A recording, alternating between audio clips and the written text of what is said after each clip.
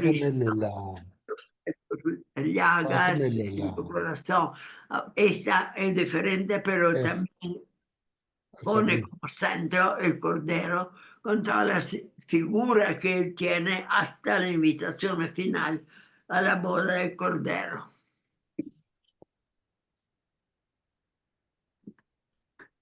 Padre, ¿sería tan amable entonces de iniciar con la invocación del Espíritu Santo?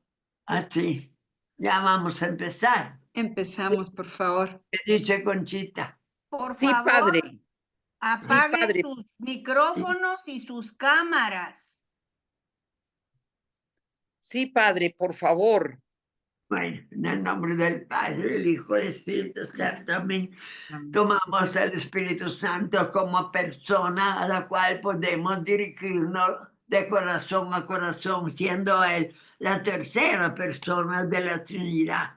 Y con toda la confianza que hemos adquirido en todos esos días, un día más de diálogo con Él, para que intervenga en nuestra mente, porque cada uno de estos dogmas tiene su propio misterio. No es que sean fáciles de entender, pero Él puede por lo menos animar nuestra inteligencia para enfrentarse con estos dogmas y penetrar a fondo con el corazón esa verdad que nos salva, nos atrae hacia el misterio infinito de Dios.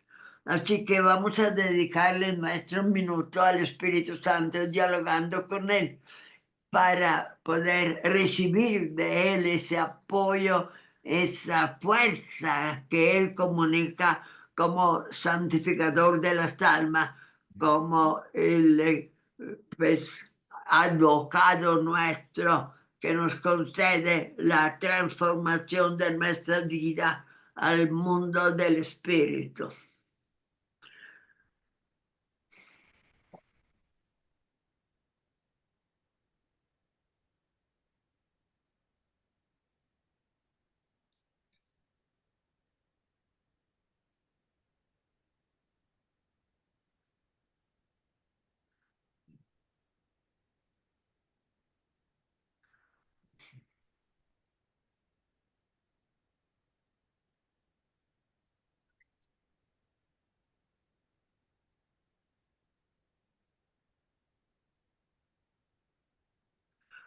En el nombre del Padre, del Hijo y del Espíritu Santo. Amén.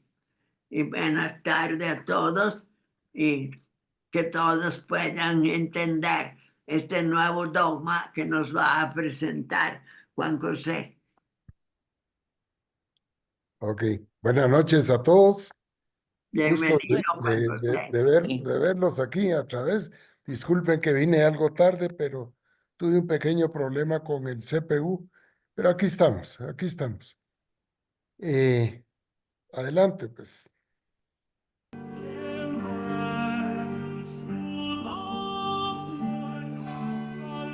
Dogma sobre Jesucristo.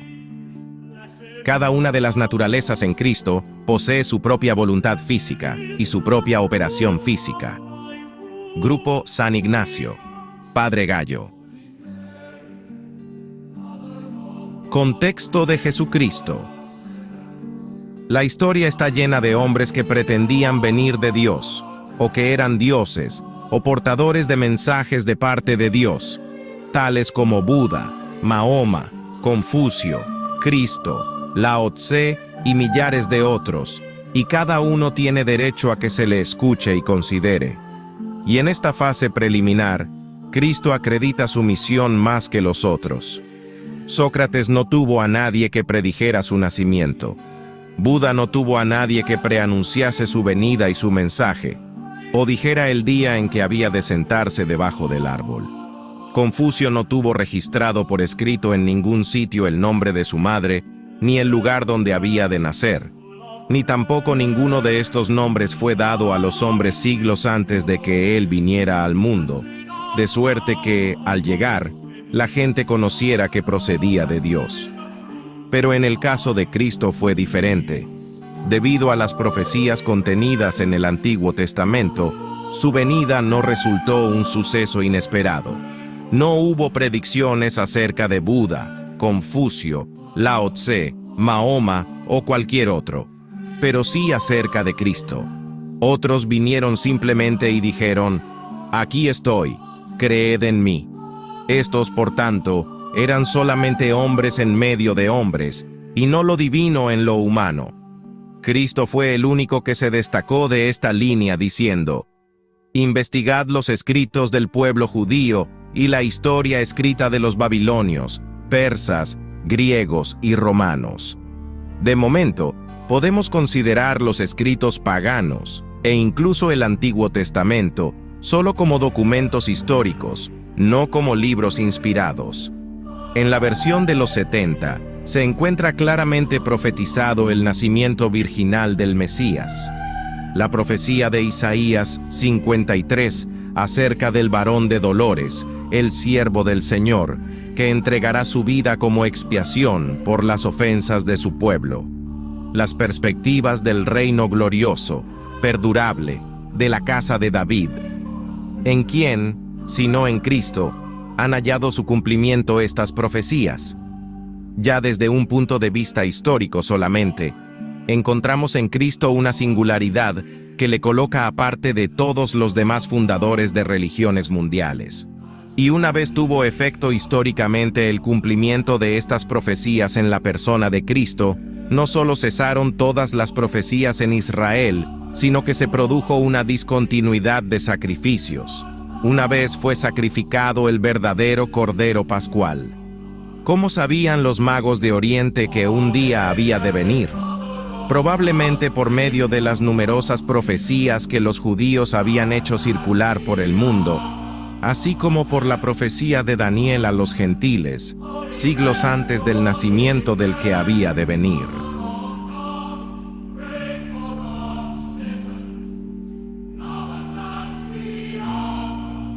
Otro segundo hecho es el que le distingue que, una vez hubo aparecido, fue tal el impacto que sobre la historia produjo, que la partió, dividiéndola en dos períodos, uno antes de su venida y el otro después de ella.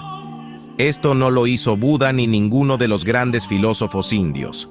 Incluso aquellos que niegan a Dios han de fechar sus ataques contra él sirviéndose de una era que tiene como base su venida a este mundo. Un tercer hecho que le separa de todas las demás personas es el siguiente. Cualquier otra persona vino a este mundo para vivir, mientras que él vino para morir. La muerte fue para Sócrates piedra de tropiezo, puesto que interrumpió su enseñanza. Mas, para Cristo, la muerte fue la meta y el cumplimiento del propósito de su vida, el oro que él estaba buscando. Pocas palabras o acciones suyas resultan inteligibles si no se hace referencia a su cruz. Se presentó a sí mismo más bien como Salvador que simplemente como Maestro. Nada significaba enseñar a los hombres a ser buenos, a menos que Él les diera también poder ser buenos después de rescatarlos de la frustración de la culpa. La historia de cualquier vida humana comienza con el nacimiento y termina con la muerte. Sin embargo, en la persona de Cristo, primero fue su muerte y luego fue su vida. Las Escrituras nos lo describen como el Cordero sacrificado, por decirlo así, desde el comienzo del mundo. Fue sacrificado intencionadamente por el primer pecado y rebelión contra Dios.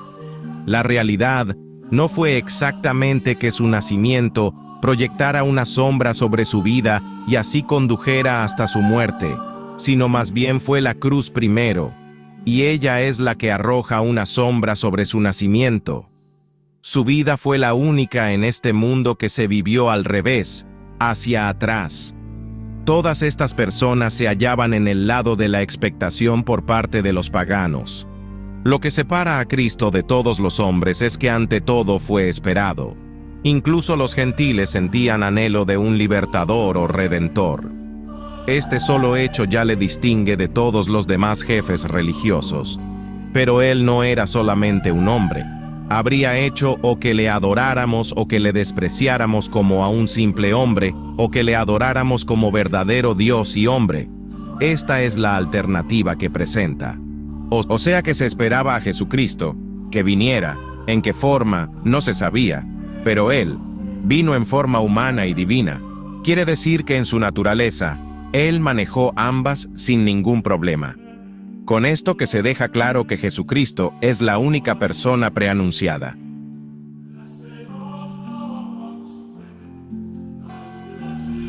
Introducción. Al llegar la plenitud de los tiempos, envió Dios a su Hijo, nacido de mujer. Me encanta eso. Se cumple así la promesa de un Salvador que Dios hizo a Adán y Eva al ser expulsados del paraíso. Pondré enemistad entre ti y la mujer, y entre tu linaje y su linaje. Él te pisará la cabeza mientras acechas tú su calcañar. Este versículo del Génesis se conoce con el nombre de Jesucristo. El Verbo encarnado no es ni un mito ni una idea abstracta cualquiera. Es un hombre que vivió en un contexto concreto. Protoevangelio se considera, porque constituye el primer anuncio de la buena nueva de la salvación. Dios escogió para sí al pueblo israelita, estableció con él una alianza y lo formó progresivamente, interviniendo en su historia, manifestándole sus designios a través de los patriarcas y profetas y santificándolo para sí. La encarnación tiene su origen en el amor de Dios por los hombres. En esto se manifestó el amor que Dios nos tiene, en que Dios envió al mundo a su Hijo único para que vivamos por medio de Él. La encarnación es la demostración por excelencia del amor de Dios hacia los hombres. Tras la caída de Adán y Eva en el paraíso, la encarnación tiene una finalidad salvadora y redentora, como profesamos en el credo. Por nosotros los hombres y por nuestra salvación, bajó del cielo y se encarnó por obra del Espíritu Santo de María Virgen, y se hizo hombre. Cristo afirmó de sí mismo que el Hijo del Hombre ha venido a buscar y salvar lo que estaba perdido, y que Dios no ha enviado a su Hijo para condenar al mundo, sino para que el mundo se salve por él. Jesús es Dios en carne humana. Él no es mitad Dios y mitad hombre. Él es completamente divino y humano. Esto quiere decir que Jesús tiene dos naturalezas, divina y humana. Jesús es la palabra, verbo, que era Dios y estaba con Dios, y que fue hecho carne. Esto significa que en la misma persona de Jesús existen una naturaleza humana y una naturaleza divina. La naturaleza divina no fue cambiada, no fue alterada. Él no es meramente un hombre quien tenía a Dios adentro, ni un hombre quien manifestaba el principio de Dios. Él es Dios, la segunda persona de la Trinidad. El Hijo es el resplandor de su gloria, y la imagen misma de su sustancia, y quien sustenta todas las cosas con la palabra de su poder. Las dos naturalezas de Jesús no están mezcladas juntas, ni están combinadas en una nueva naturaleza Dios-hombre. Están separadas, pero funcionan como una unidad en la persona de Jesús. Esto es llamado la unión hipostática. El siguiente análisis le podrá ayudar a ver las dos naturalezas de Jesús en acción. Jesús como Dios. Es adorado, se le ora, no tuvo pecado, es omnisciente, da vida eterna, en él habita la plenitud de la deidad. Jesús como hombre adoró al Padre, oró al Padre, fue tentado a pecar, creció en sabiduría, pudo morir, tiene un cuerpo de carne y hueso. La communicatio idiomatum. Que Cristo existió, pertenece a la doctrina de la fe, como también que murió, realmente por nosotros, y que resucitó al tercer día. Una doctrina que está relacionada a la unión hipostática es la communicatio idiomatum, latín para comunicación de propiedades. Es lo que enseña que los atributos tanto de lo divino como de lo humano son atribuidos a la persona de Jesús. Esto significa que el hombre Jesús podía reclamar a la gloria que tenía con el Padre antes que el mundo fuese hecho, reclamar haber descendido del cielo y además reclamar omnipresencia. Todas estas son cualidades divinas, las cuales fueron reclamadas por Jesús. Por eso, los atributos de propiedad divina fueron reclamados por la persona de Jesús. La encarnación es el misterio de la admirable unión de la naturaleza divina y de la naturaleza humana en la única persona del Verbo. Se hizo verdaderamente hombre sin dejar de ser verdaderamente Dios. Jesucristo es verdadero Dios y verdadero hombre. La unión hipostática. Para un entendimiento propio de Jesús y a la misma vez, todas las otras doctrinas que se relacionan con él, se deben definir y entender propiamente sus dos naturalezas. La primera gran controversia tuvo su origen en algunas afirmaciones de Nestorio, patriarca de Constantinopla, que utilizaba un lenguaje en el que daba a entender que en Cristo hay dos sujetos, el sujeto divino y el sujeto humano, unidos entre sí por un vínculo moral, pero no físicamente. En este error cristológico tiene su origen su rechazo del título de Madre de Dios, Theotokos, aplicado a Santa María. María sería Madre de Cristo, pero no Madre de Dios, creencia Testigos de Jehová. Frente a esta herejía, San Cirilo de Alejandría y el Concilio de Éfeso, del 431, recordaron que la humanidad de Cristo no tiene más sujeto que la persona divina del Hijo de Dios, que la ha asumido y hecho suya desde su concepción.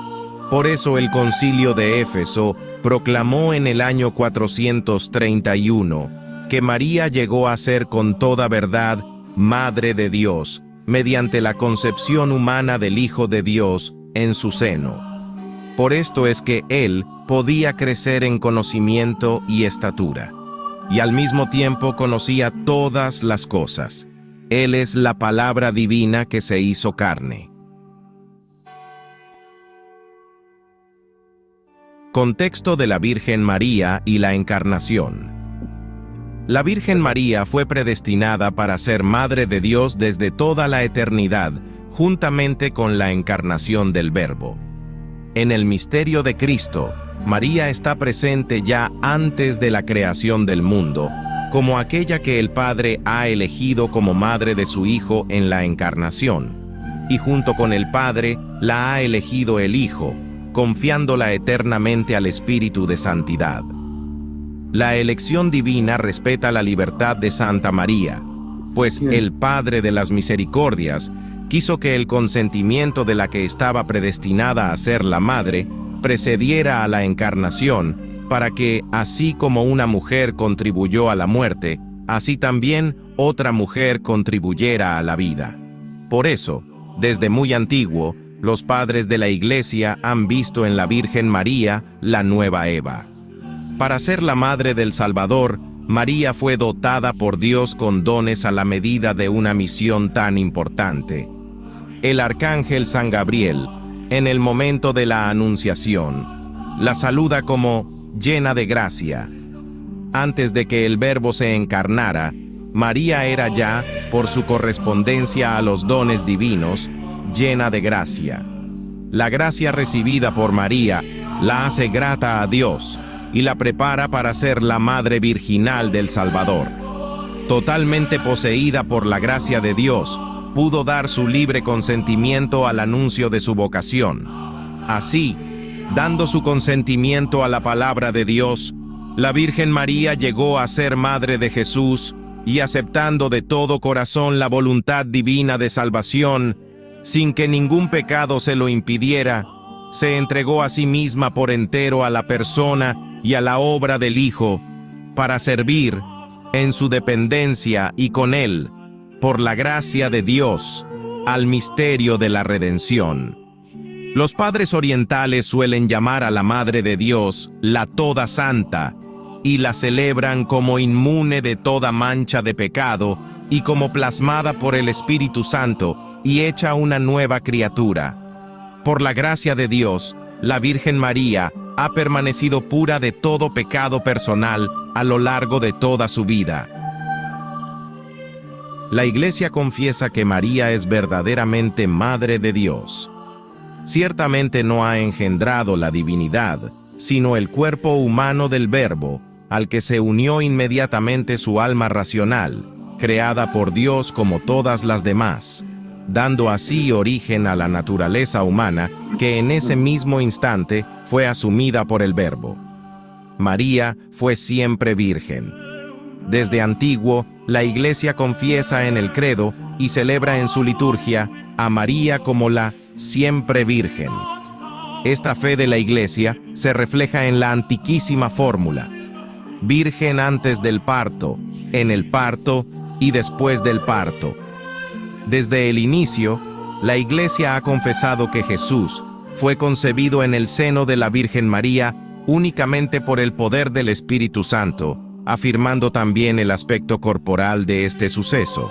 Jesús fue concebido absque semine ex Spiritu Sancto, esto es, sin elemento humano, por obra del Espíritu Santo. María fue también virgen en el parto, pues le dio a luz sin detrimento de su virginidad, como sin perder su virginidad lo había concebido. Jesucristo nació de un seno virginal con un nacimiento admirable. En efecto, el nacimiento de Cristo, lejos de disminuir, consagró la integridad virginal de su madre. María permaneció perpetuamente virgen después del parto. Los padres de la Iglesia, en sus explicaciones de los evangelios y en sus respuestas a las diversas objeciones, han afirmado siempre esta realidad, que manifiesta su total disponibilidad y la entrega absoluta al designio salvífico de Dios. Lo resumía San Basilio cuando escribió que los amantes de Cristo no admiten escuchar que la Madre de Dios haya dejado de ser virgen en algún momento. La obra de la Encarnación. La asunción de la naturaleza humana de Cristo por la persona del Verbo es obra de las tres personas divinas. La encarnación de Dios es la encarnación del Hijo, no del Padre, ni del Espíritu Santo. No obstante, la encarnación fue una obra de toda la Trinidad. Por eso, en la Sagrada Escritura a veces se atribuye a Dios Padre, o al Hijo mismo, o al Espíritu Santo. Se subraya así que la obra de la encarnación fue un único acto, común a las tres personas divinas. San Agustín explicaba que el hecho de que María concibiese y diese a luz es obra de la Trinidad, ya que las obras de la Trinidad son inseparables. Se trata en efecto de una acción divina ad extra, cuyos efectos están fuera de Dios, en las criaturas, pues son obra de las tres personas conjuntamente, ya que uno y único es el ser divino, que es el mismo poder infinito de Dios. La encarnación del Verbo no afecta a la libertad divina, pues Dios podía haber decidido que el Verbo no se encarnara, o que se encarnara otra persona divina. Sin embargo, decir que Dios es infinitamente libre no significa que sus decisiones sean arbitrarias, ni negar que el amor sea la razón de su actuar. La humanidad santísima de Jesucristo. En la encarnación, la naturaleza humana ha sido asumida, no absorbida. Por eso la Iglesia ha enseñado la plena realidad del alma humana, con sus operaciones de inteligencia y de voluntad, y del cuerpo humano de Cristo. Pero paralelamente, ha tenido que recordar en cada ocasión que la naturaleza humana de Cristo pertenece propiamente a la persona divina del Hijo de Dios que la ha asumido. El alma humana de Cristo está dotada de un verdadero conocimiento humano. La doctrina católica ha enseñado tradicionalmente que Cristo en cuanto hombre poseía un conocimiento adquirido, una ciencia infusa y la ciencia beata propia de los bienaventurados en el cielo. La ciencia adquirida de Cristo no podía ser de por sí ilimitada. Por eso el Hijo de Dios, al hacerse hombre, quiso progresar en sabiduría, en estatura y en gracia, e igualmente adquirir aquello que en la condición humana se adquiere de manera experimental.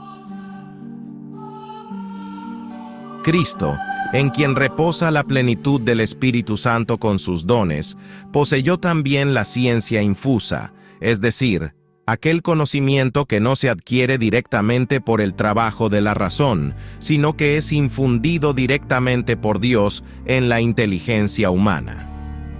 Debido a su unión con la sabiduría divina en la persona del Verbo encarnado, el conocimiento humano de Cristo gozaba en plenitud de la ciencia de los designios eternos que había venido a revelar. Se entiende que Cristo fuera humanamente consciente de ser el Verbo y de su misión salvífica. Por otra parte, la teología católica, al pensar que Cristo poseía ya en la tierra la visión inmediata de Dios, ha siempre negado la existencia en Cristo de la virtud de la fe. La unión hipostática es el mayor don que jamás se haya podido recibir y suele conocerse con el nombre de gracia de unión. Por la gracia habitual, el alma de Cristo fue divinizada con esa transformación que eleva la naturaleza y las operaciones del alma hasta el plano de la vida íntima de Dios, proporcionando a sus operaciones sobrenaturales una connaturalidad que de otro modo no tendría. Su plenitud de gracia implica también la existencia de las virtudes infusas y de los dones del Espíritu Santo. De esta plenitud de gracia de Cristo recibimos todos, gracia sobre gracia. La gracia capital en Cristo, que no es una gracia distinta de la gracia personal del Señor, sino un aspecto de esa misma gracia que subraya su acción santificadora sobre los miembros de la Iglesia. Herejías que atentan contra la unión de la naturaleza y la persona de Cristo. Herejía monofisita. Herejía desarrollada por el monje Eutiques. Se propagó principalmente entre los siglos V y VI. Enseñó que solo había una naturaleza en la persona de Cristo, la divina. Se oponía a la doctrina del Concilio de Calcedonia sobre las dos naturalezas de Cristo. Surge en parte como una reacción contra el nestorianismo. A pesar de haber sido condenado en el Segundo Concilio de Constantinopla, el monofisismo encontró apoyo en Siria, Armenia y especialmente entre los cristianos coptos en Egipto, en donde todavía existe incluso con una estructura ordenada en las iglesias armenias y coptas, entre otras. Monotelismo. Herejía del siglo VII que sostenía que Cristo posee dos naturalezas, pero una sola voluntad. La herejía es un intento de reconciliar las ideas de la herejía monofisita con la ortodoxia cristiana. El emperador Heracleo, en un encuentro con los monofisitas, formuló que Cristo tendría dos naturalezas, pero una sola voluntad. Esta idea recibió apoyo del patriarca de Constantinopla, Sergio. Este punto de vista fue condenado posteriormente por la Iglesia de Occidente, lo cual generó un resquebrajamiento con la Iglesia de Oriente. San Máximo el Confesor escribió una refutación teológica del monotelismo, en la cual sostuvo que la voluntad era una función de la naturaleza y no de la persona. El monotelismo fue condenado definitivamente por el Tercer Concilio de Constantinopla, en el cual se afirmó dos voluntades naturales o quereres y dos operaciones naturales, sin división, sin conmutación, sin separación, sin confusión. Nestorialismo. Nestorianismo, herejía del siglo V, enseñaba la existencia de dos personas separadas en Cristo encarnado, una divina, el Hijo de Dios, otra humana, el Hijo de María, unidas con una voluntad común. Toma su nombre de Nestorio, patriarca de Constantinopla, quien fue el primero en difundir la doctrina. Síntesis de los errores del nestorianismo. El Hijo de la Virgen María es distinto del Hijo de Dios. Así como de manera análoga hay dos naturalezas en Cristo, es necesario admitir también que existen en él dos sujetos o personas distintas. Arrio y Apolinar de la Odisea negaron que Cristo tuviera verdadera alma humana. Estas dos personas se hallan ligadas entre sí por una simple unidad accidental o moral. El hombre Cristo no es Dios, sino portador de Dios. Por la encarnación, el Logos Dios no se ha hecho hombre en sentido propio, sino que ha pasado a habitar en el hombre Jesucristo, de manera parecida a como Dios habita en los justos. Las propiedades humanas, nacimiento, pasión, muerte, tan solo se pueden predicar del hombre Cristo. Las propiedades divinas, creación, omnipotencia, eternidad, únicamente se pueden enunciar del Logos Dios. Se niega, por lo tanto, la comunicación entre ambas naturalezas. En consecuencia, no es posible dar a María el título de Theotokos, Madre de Dios, que se le venía concediendo habitualmente desde Orígenes. Ella no es más que Madre del Hombre o Madre de Cristo. Se opusieron al nestorianismo importantes prelados, encabezados por San Cirilo de Alejandría. Errores que cometen los cultistas. La Iglesia defendió y aclaró esta verdad de fe durante los primeros siglos frente a las herejías que la falseaban. Ya en el siglo I, algunos cristianos de origen judío, los ebionitas, consideraron a Cristo como un simple hombre, aunque muy santo. En el siglo II surge el adopcionismo, que sostenía que Jesús era hijo adoptivo de Dios. Esta herejía fue condenada en el 190 por el Papa San Víctor, por el Concilio de Antioquía del 268, por el Concilio I de Constantinopla y por el Sínodo Romano del 382. La herejía arriana, al negar la divinidad del Verbo, negaba también que Jesucristo fuera Dios. Arrio fue condenado por el Concilio I de Nicea en el año 325. Otras herejías como el docetismo rechazaban la realidad del cuerpo o del alma de Cristo, teniendo trasfondo gnóstico y maniqueo, como decir que Cristo tuvo un cuerpo celeste o que apareció de repente en Judea sin nacer y crecer. Pero San Juan combatió estos errores. Muchos son los seductores que han aparecido en el mundo, que no confiesan que Jesús ha venido en carne. Uno de los errores más comunes que las sectas no cristianas cometen es el no entender las dos naturalezas de Cristo. Por ejemplo, los testigos de Jehová se enfocan en la humanidad de Jesús e ignoran su divinidad. Ellos repetidamente citan versos que tratan con Jesús como hombre y tratan de ponerlos en contra de aquella escritura que demuestra que Jesús es además divino. Por otro lado, la ciencia cristiana hace lo opuesto. Ellos se enfocan en las escrituras que demuestran la divinidad de Jesús hasta el punto de negar su verdadera humanidad. Arrio y Apolinar de la Odisea negaron que Cristo tuviera verdadera alma humana.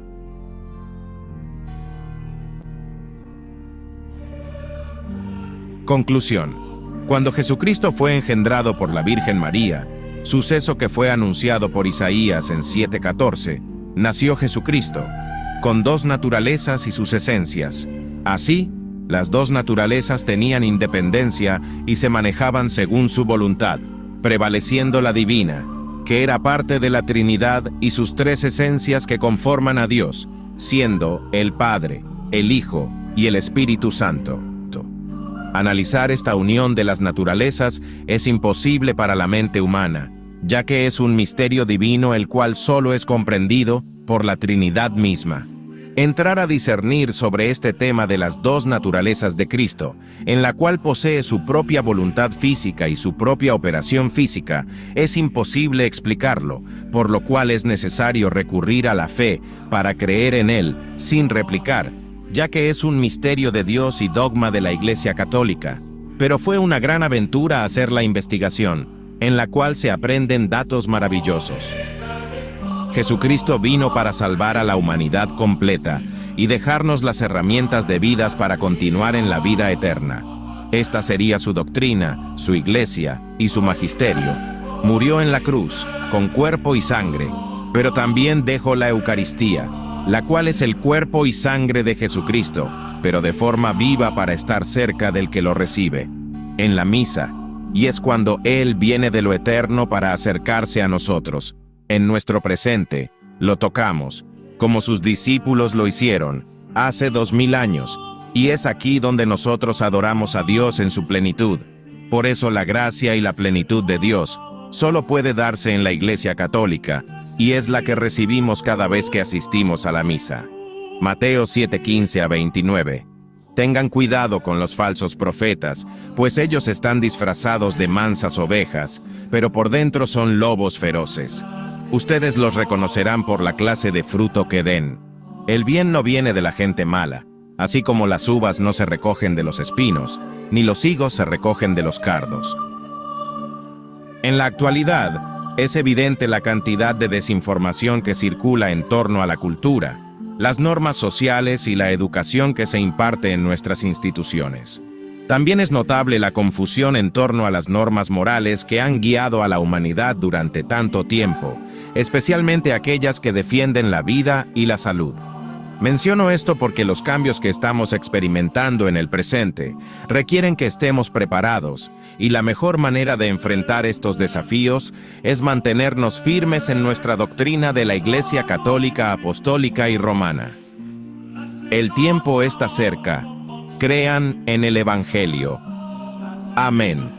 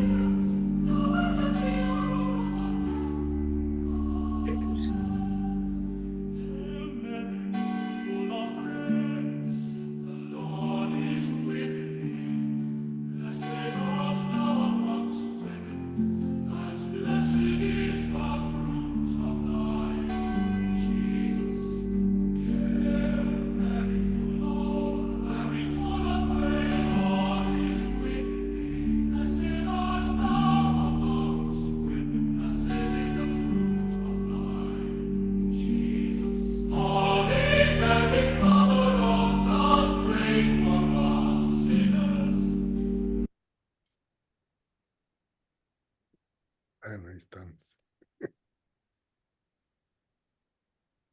Gracias, Juan José. Ahí estamos. Muy amable. Muchas gracias, muy bonito, muy docto, muy exacto, gracias a Dios. Para que esos misterios hay que tratarlo con la terminología que la iglesia usa para no caer en error.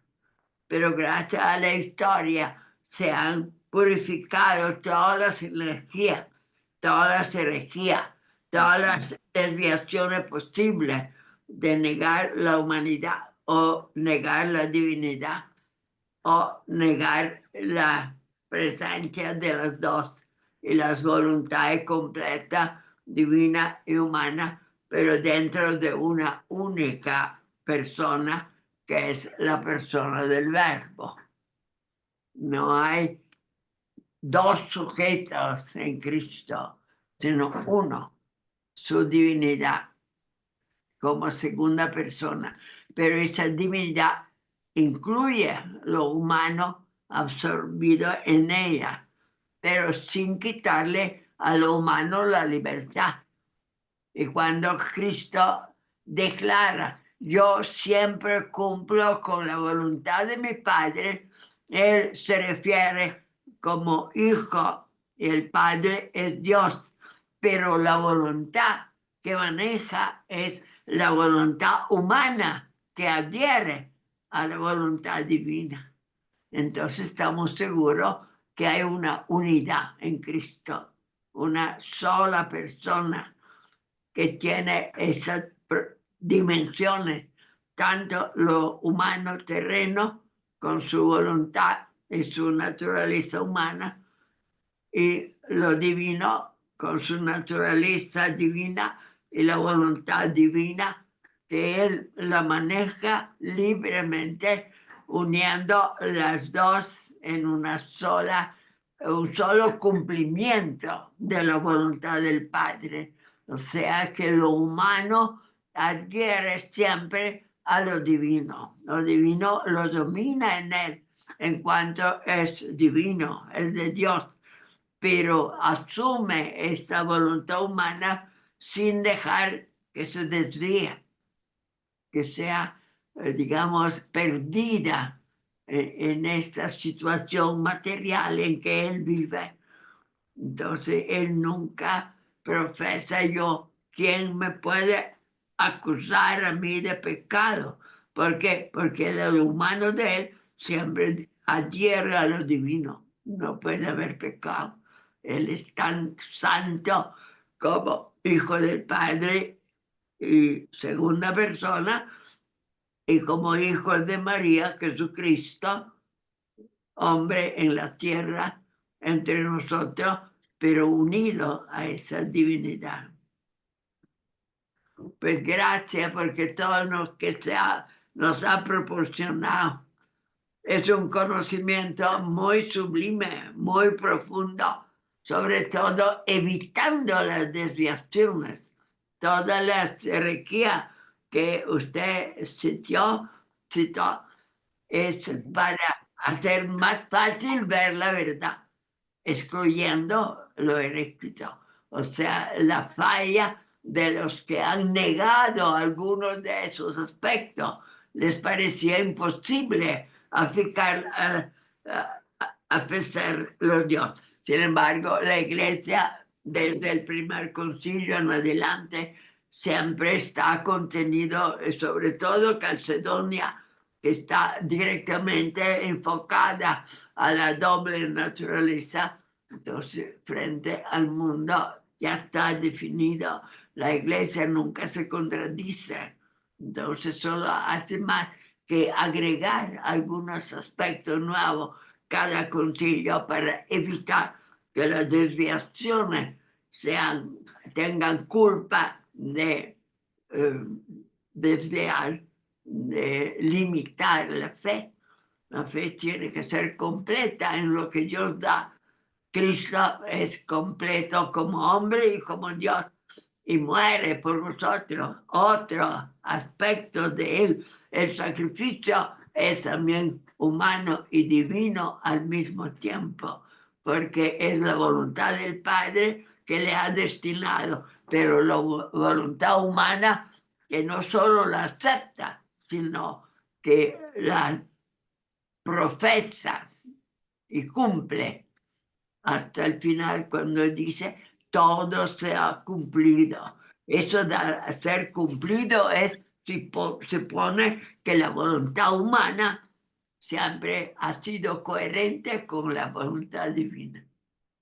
Y esto es sumamente difícil, pero es el momento mismo del sacrificio, en que lo humano y lo divino se unen ante el Padre para que todos nuestros pecados sean perdonados. Bueno, tengamos la facilidad de apelar al mérito de Cristo para tener nosotros el perdón de Dios. Y por lo tanto, una puerta abierta a la gloria de la eternidad, donde Él ya está. Y todo lo que han creído en Él han tenido la suerte de ser asumidos en esta lugar en esta forma de ser nueva, infinita, que es la gloria del Padre que comunica a todo ser humano. Gracias por habernos iluminado. Ha sido un trabajo muy serio y muy claro. Yo creo que perfectamente ortodoxo, sobre todo fundándose en los concilios que a través de los tiempos han discutido y han pulido esa imagen de él para darnos la visión completa de ambas naturalezas y también de la proximidad que él tiene a nosotros para que vivamos de esa realidad infinita que es Cristo, Dios, pero también hombre. Así es. Pues muchas Gracias, gracias, padre. Padre Realmente Galo. que quiere preguntar, por favor. Una pregunta. Pues Hay yo, preguntas, usted va a pues, contestarle. Ok, va. pues yo, pues yo, Juan José, don Juan José, Sí, que lo miro en mí, yo solo quiero agradecerle porque es muy difícil. Yo hice un diplomado en teología durante la pandemia porque no había mucho que hacer. Y total por Zoom hice este diplomado con los dominicos. Y sí, doy gracias por su presentación y doy gracias al Señor por vivir en esta época, ¿verdad? Donde ya se han abierto estas dudas y nosotros tenemos como la mesa servida, ¿verdad? Y agradecer mil veces que lo podemos tener a él y gracias a su presentación uno se acerca más a él. Muchas gracias, don Juan José. a la Muy orden, amable, a la gracias. orden, María. Sí, sería bueno que le explique. Nosotros, la idea de la conclusión, del último estrofa de la conclusión, fue que definitivamente hoy día hay hay una confusión entre la verdad y la mentira. Y las personas, hay una élite mundial que está esparciendo cierta mentira. Nosotros tendremos eh, nosotros vamos a tener la fortaleza de mantenernos dentro de la iglesia. ¿Pero por qué? Hay muchas religiones. Yo a veces no quisiera hablar de esto, pero las sectas son religiones que sí han venido acoplándose y ellas no dicen la verdad. La única verdad explícita en la religión es la Iglesia Católica y la única salvación, como yo lo veo, es solo en la Iglesia Católica obtenemos gracia sobre gracia y es dada por Él. Y eso es en la Eucaristía. No hay ninguna otra iglesia que lo dé. No hay. Y realmente la mentira viene y la gente se va a protestantes, a muchos lugares, pues, y se van a perder el tiempo. Y yo hay veces que me pongo a pensar, ¿cómo hago yo para poder convencer a toda esta gente? Claro que eso es algo, una utopía, pero trato de embeberme en ese mundo para poder ir salvando una a otra, un alma que salve yo. Es más que suficiente, porque si así lo hiciéramos todos, entonces creo que el mundo sería diferente, pues, con las guerras que están activas ahorita, gente muriendo, niños muriendo, es una tragedia la vida, pero entre todas las cosas, nosotros estamos bien, porque estamos en el lugar en que podemos ayudar a la humanidad.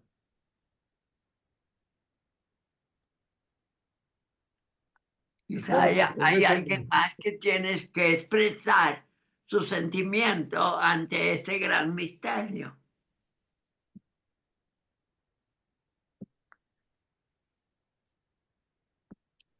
Jenny, tengo levantada mi mano y gracias Juan José, gracias Padre Galo y en especial me quiero referir a una de sus conclusiones que me pareció como que sí. Yo estaba pensando en eso cuando usted dio la conclusión.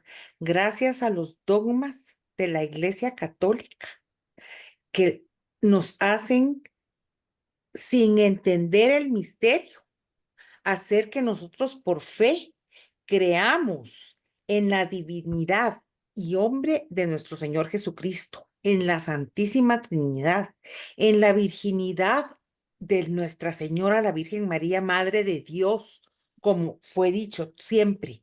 Es la doctrina que hemos tenido la mayoría o todos los que estamos aquí y que el Padre Galo nos la recalca y con cada una de las presentaciones, pero esta siento yo que fue muy especial lo que usted investigó, el hablar que muchas veces uno tiene miedo de las herejías si uno lo que está leyendo no es una herejía porque a veces no entiende el misterio, pero sí estar pegados a la doctrina de nuestra fe católica, que engrandezca nuestro corazón y nuestra fe, y le agradezco de sobremanera esa belleza de presentación y esa conclusión de gracias a la iglesia por esos dogmas que aunque no entendamos los misterios, los reconocemos y los llevamos en nuestro corazón.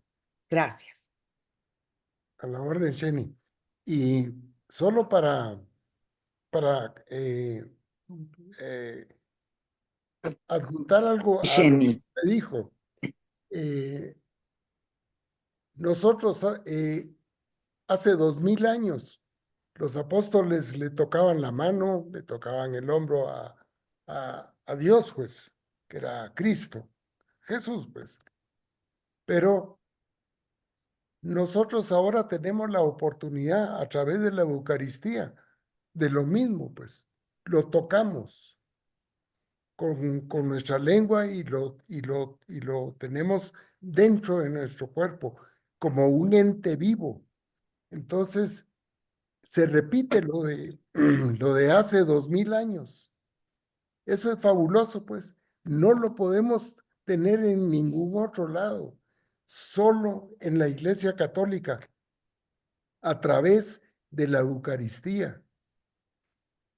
Todos los que piensan que está con una galleta y una Coca-Cola en la casa de fulano y tal, haciendo los protestantes, no funciona.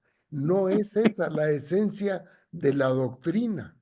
Entonces, nosotros tenemos esa gran ventaja sobre cualquier persona, porque vamos a la iglesia, recibimos la hostia y Él está ahí y lo tocamos, pues.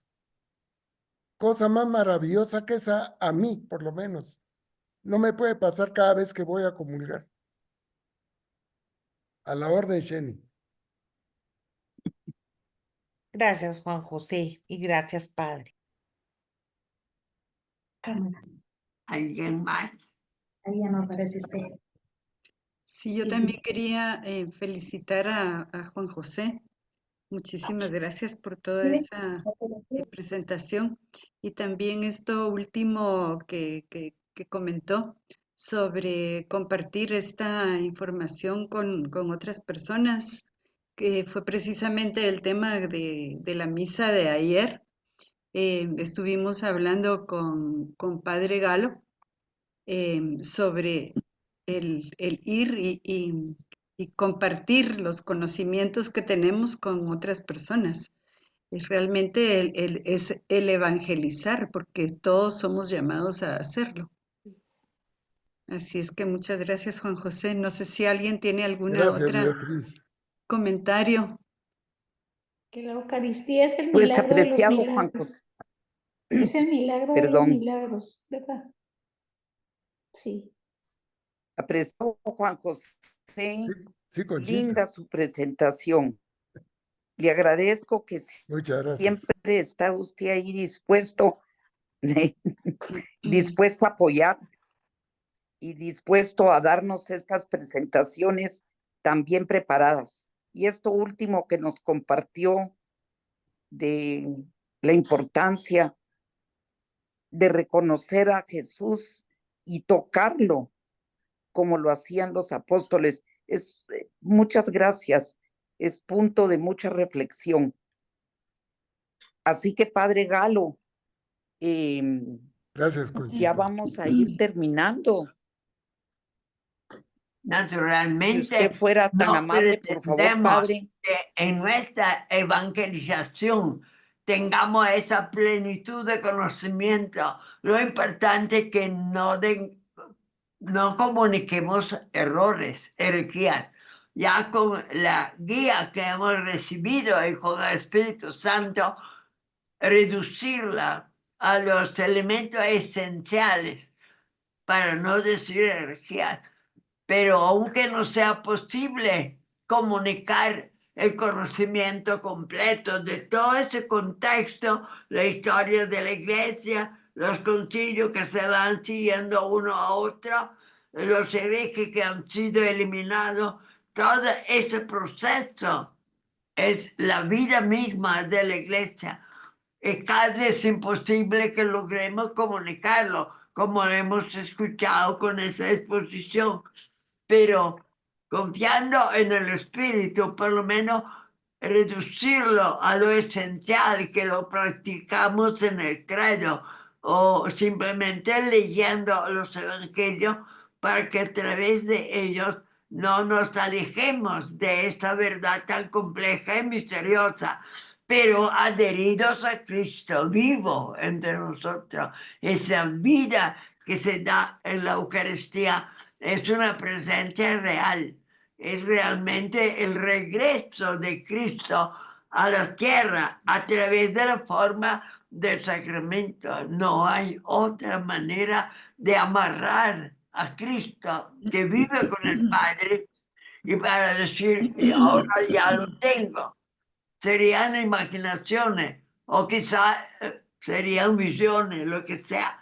Pero a través de la Eucaristía tenemos la seguridad de que Él regresa a nosotros y la comunicación eucarística es directamente la comunicación con Él.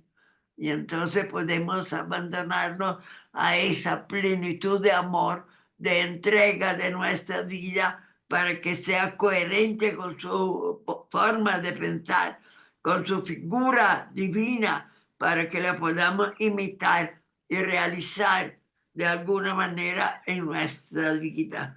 Hay uno de las poesías que a veces leemos en el